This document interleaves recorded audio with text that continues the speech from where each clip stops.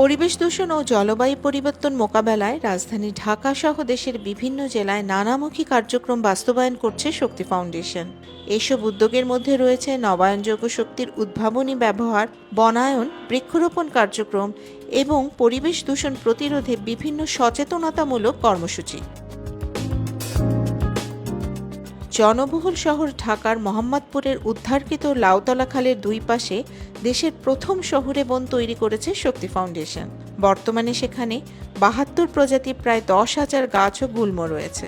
বনটি রক্ষণাবেক্ষণ ও পরিচর্যায় শক্তির অন্যান্য কর্মীর সাথে রয়েছেন তৃতীয় লিঙ্গের মিঠু। লাউতলা বনের পরিচর্যায় মিঠুর রয়েছে নানা ধরনের অভিজ্ঞতা, রয়েছে মিশ্র অনুভূতি।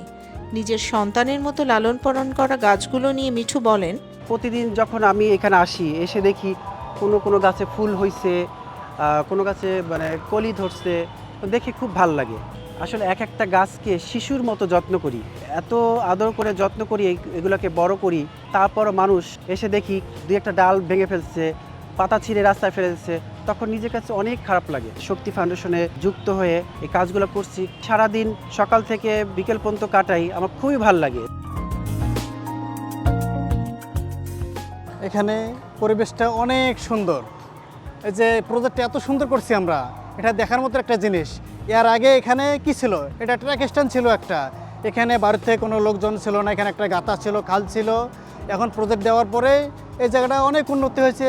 যারা স্কুল কলেজের স্টুডেন্ট তারা এখানে যাতায়াত করে, অনেক ভালো লাগে। এখানে তারা সময় কাটায়।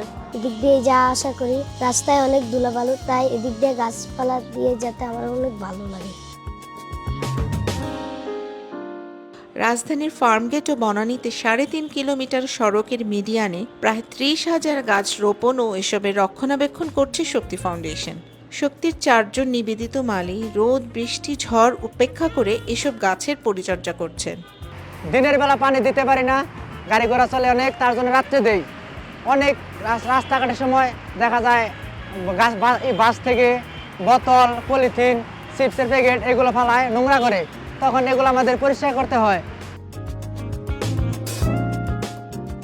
আসুন আমরাও মিঠু, আব্দুর রহিম, রাজীবের মতো গাছ ও পরিবেশের প্রতি সংবেদনশীল হই, প্লাস্টিক ব্যবহার পরিহার করি, খালি জায়গায় গাছ লাগাই, এই শহর ও দেশটাকে আরেকটু বেশি সবুজ করি।